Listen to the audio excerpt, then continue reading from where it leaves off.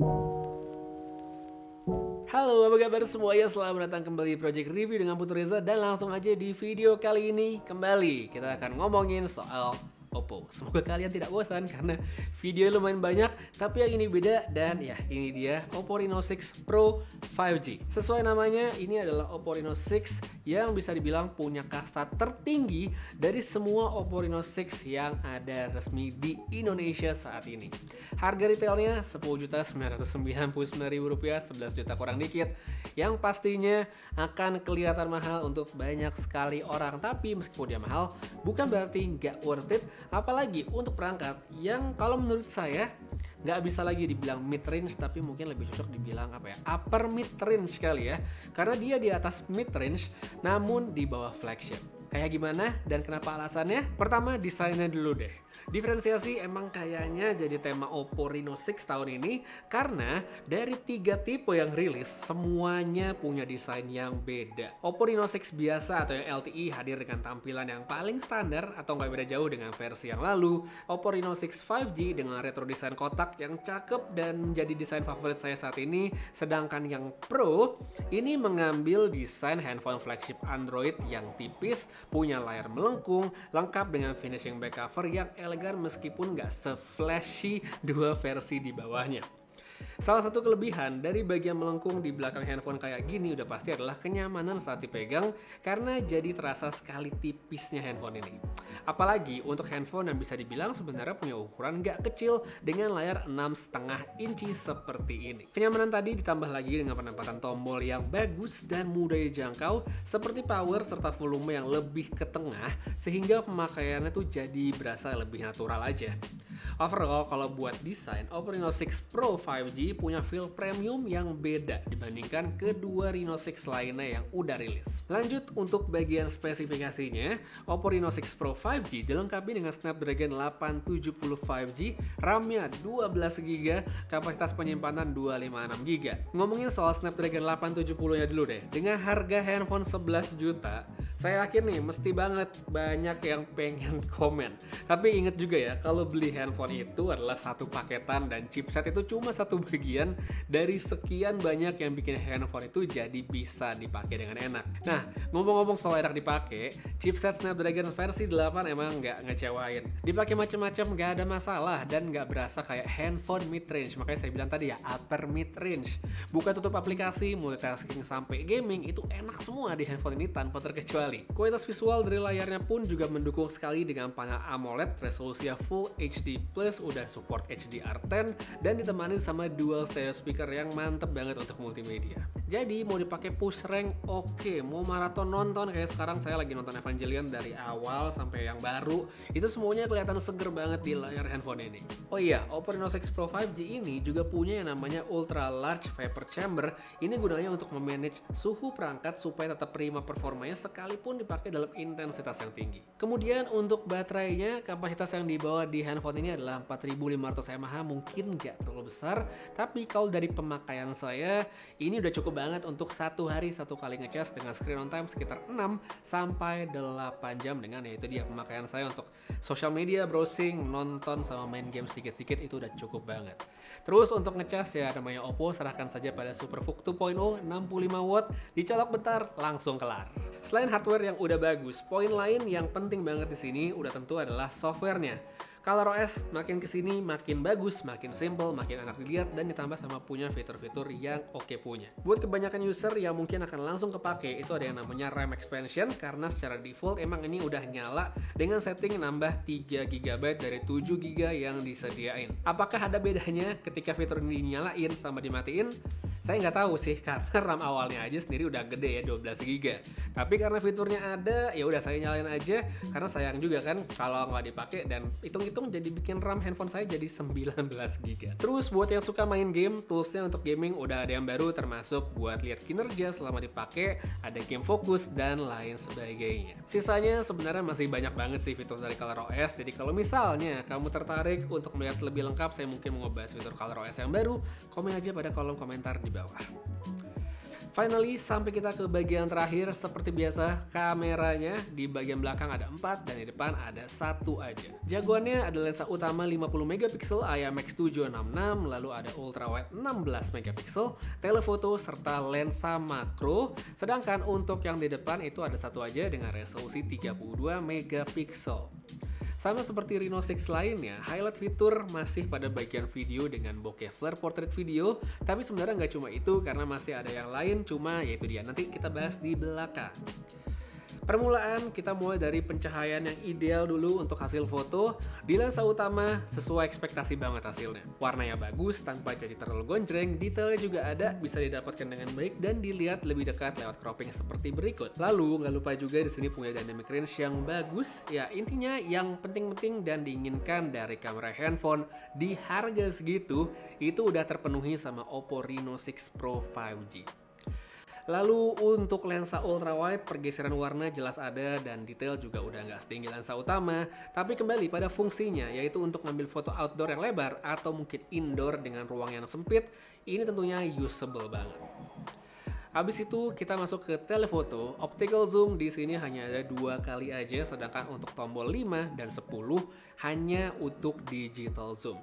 Dari percobaan saya, opsi 2 atau 5 kali adalah yang paling oke untuk dipakai karena fotonya masih kelihatan baik sekali. Sedangkan untuk yang 10 kali bukannya nggak bagus, tapi emang tidak sebaik yang sebelumnya. Meskipun masih cukup jika yang diinginkan hanya untuk foto objek yang jauh.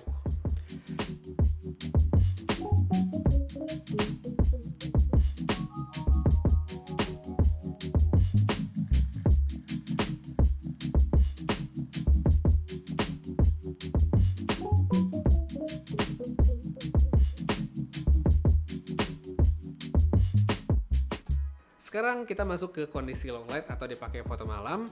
Lensa utama masih jagoan di situasi ini dengan foto-foto yang memuaskan ala handphone flagship, padahal ini bukan handphone flagship. Detailnya memang sedikit berkurang, tapi ya sedikit aja karena saat di crop pun masih tampak dengan cukup baik. Terus buat warna juga masih cukup natural dan tentu nggak bisa dilupain tentang night mode. Untuk mode malam, ini hasilnya baik pada berbagai macam situasi, khususnya bagi user yang mungkin ingin lebih ngangkat bagian tertentu seperti shadow yang di mode auto itu cenderung lebih gelap dan minim detail.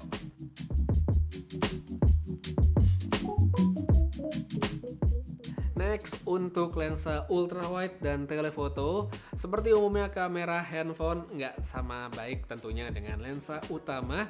Shadow pasti lebih gelap, detailnya juga berkurang, tapi nggak sepenuhnya jelek juga ya, karena di Reno 6 Pro 5G ini hasilnya cukup bagus sebenarnya. Khususnya pada tempat yang lampunya agak banyak, misalnya di depan komplek apartemen, atau juga dekat tempat makan kayak saya ambil foto sekarang.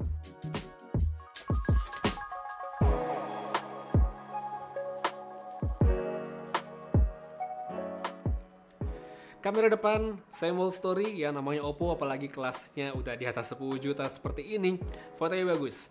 Terlepas user yang pakai nanti doyan selfie atau enggak, kamera depannya ini nggak ngecewain. Siangnya oke, malamnya pun juga no problemo, nggak lupa sama fitur bokeh flare portraitnya yang bisa ngasih sentuhan berbeda untuk foto yang lebih shareable di sosial media. Habis foto, sekarang kita masuk ke bagian video. Sebelum lanjut ke sampel perekaman, ada beberapa fitur yang perlu diomongin dulu di depan. Pertama, ini dia bokeh flare portrait, fitur andalannya untuk bikin video dengan efek bokeh yang cakep dan perlu banget dipakai terlebih pada malam hari. Palingnya soal beautify-nya aja sih yang saya agak kurang serk dan selalu saya matiin, tapi mungkin buat sebagian orang ini oke-oke aja. Lalu ada juga yang namanya AI highlight video yang bisa terbilang sebagai night mode-nya saat kita ngambil video. Di Oppo Reno 6 sama Reno 6 5G saya nggak dapat tempat ideal buat ngetes, tapi untuk yang ini pas banget saya lagi bisa nyobain di lokasi yang bagus dan hasilnya bisa langsung dilihat seperti sekarang.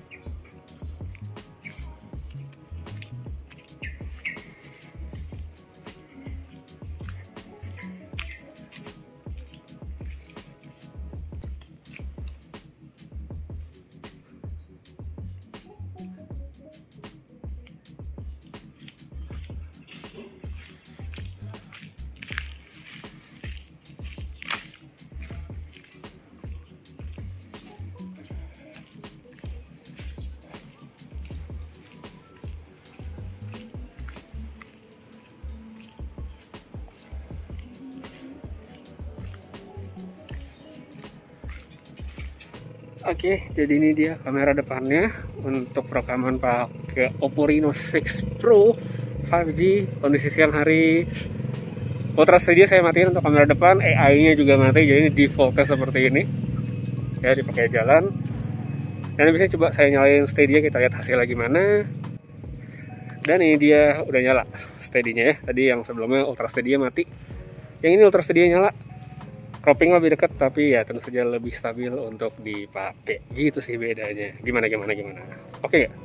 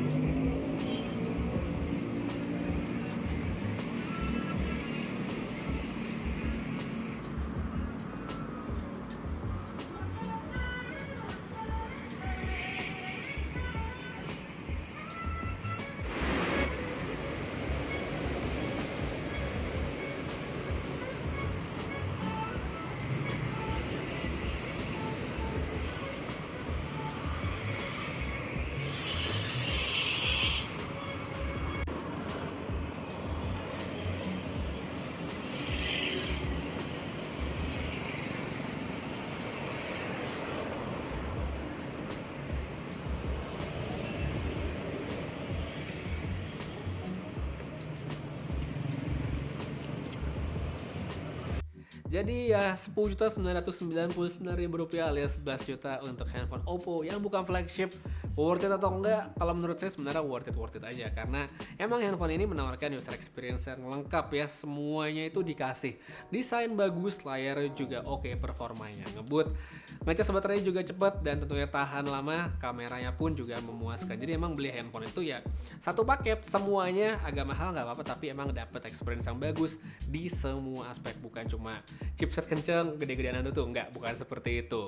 Itulah kenapa mungkin harganya lebih mahal dibandingkan yang lain, karena sekalipun ada yang lebih murah dengan chipset yang sama, tapi kalau misalnya diadu hasil kamera, saya yakin pasti hasilnya nggak akan sama. Jadi cocokkah buat siapakah handphone ini? Kalau menurut saya ini cocokkah bagi mereka yang ingin ngerasain experience sebuah handphone flagship, tapi untuk handphone yang ada di kelas mid range ya, saya bilang tadi upper mid range lah cocoknya buat Oppo Reno 6 Pro 5G ini, karena untuk flagshipnya sudah tentu masih di Oppo Find X3 Pro. Jadi kalau kamu tertarik untuk membeli handphone ini atau mau lihat lebih lengkap, semuanya udah ada pada kolom deskripsi di bawah. Untuk sekarang kayaknya udah segitu aja dulu. Terima kasih banyak nonton sampai habis, dan semoga video tentang handphone ini ngebantu bagi mereka yang mencari referensi. Sekali lagi semua linknya udah ada pada kolom deskripsi di bawah. Putri Reza pamit, sampai ketemu lagi di video berikutnya. Jaga kesehatan selalu dan seperti biasa, have a nice day.